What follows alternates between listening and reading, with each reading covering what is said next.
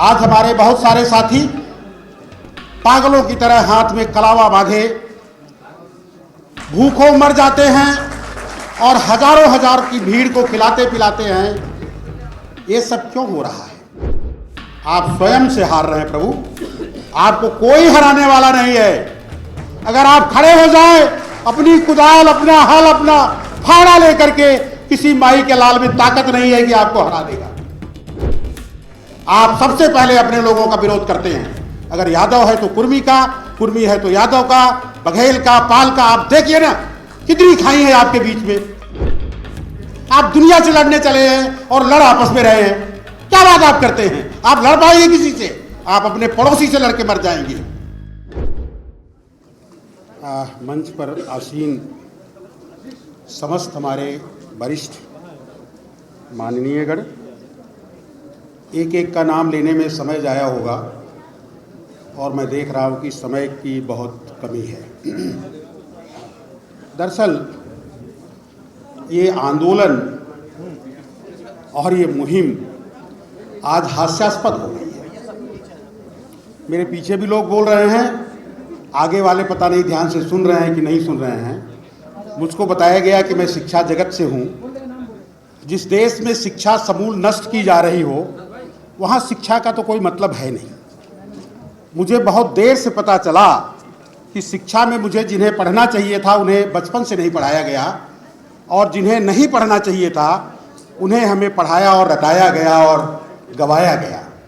आज हमारे बहुत सारे साथी पागलों की तरह हाथ में कलावा बांधे भूखों मर जाते हैं और हजारों हजार की भीड़ को खिलाते पिलाते हैं। ये सब क्यों हो रहा है? अभी बिहार से एक प्रबुद्ध मंत्री ने सवाल उठाया है जिस पर पूरे देश में बवेला मचा हुआ है। यही सवाल तो पेरियार ने कितना पहले उठाया था, और पेरियार के बाद आप सब सो गए थे। ज्योतिबा फुले, सावित्रीबाई फुले, फातिमा शेख और कर्पूरी ठाकुर, इन लोगों के आज स्मरण दिवस पर हमें अपने अंतर मन में झांकने की जरूरत है कि क्या हम सचमुच उन लोगों को आगे बढ़ाना चाहते हैं? आपकी ताकत कहाँ चली गई है? देखिए, ये सब अगर आप बोल रहे हैं तो मैं बंद कर दूं प्लीज सर। मैं अध्यापक रहा हूं, अनुशासन उसका पहला गुण है। आपके ओबीसी में अनुशासन नाम की चीज नहीं है, और जब तक आप में अनुशासन नहीं होगा तब तक आप कोई लड़ाई नहीं लड़ सकते।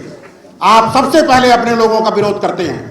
अगर यादव है तो कुर्मी का, कुर्मी है तो यादव का, बघेल का, पाल का। आप देखिए ना कितनी खाई है आपके बीच में। आप दुनिया से लड़ने चले हैं और लड़ आपस में रहे हैं।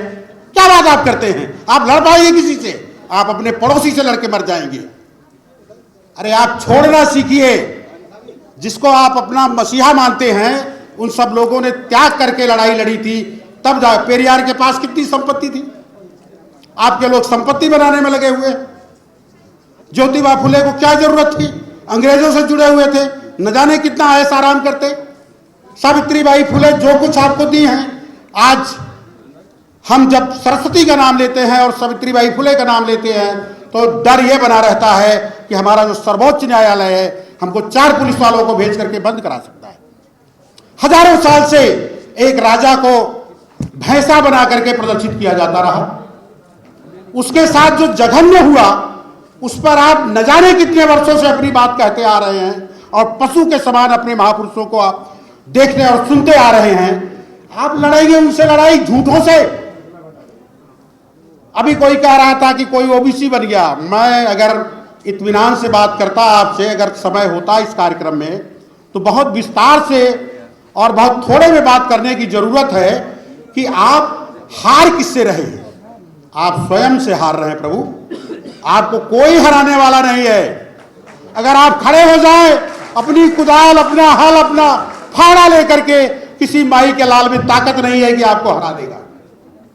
लेकिन आप सबसे पहले अपने लोगों को मार रहे हैं। सबसे पहले आप अपना संहार कर रहे हैं। आपको आज इस पुण्य दिवस पर हमारे मंच पे बहुत वरिष्ठ साथी हमारे बैठे हुए हैं। मैं केवल इतना कह करके अपनी बात खत्म करना चाहता हूं कि आप जरा एक बार पेरियार के रूप में आइए ना कि क्या कर सकते हैं आप जरा ज्योतिबा फुले के रूप में आइए ना। अगर ये माननीय संचालक महोदय मेरे पीछे खड़े हो गए हैं, मुझे लगता है कि इनकी लिस्ट लंबी है और मेरी बात ये नहीं होने देना चाहते, मैं एक घटना सुना करके अपनी बात बंद करूंगा। सर मैं सुनना चाहता हूँ। अरे तो मैं बंद कहाँ कर रहा हूँ?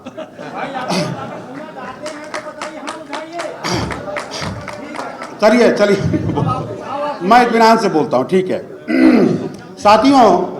साथियों देखिए, निश्चित रूप से हमको इस तरह के मंच पर तो बात करनी ही करनी होगी, आपको आपस में बैठ करके भी बात करनी होगी।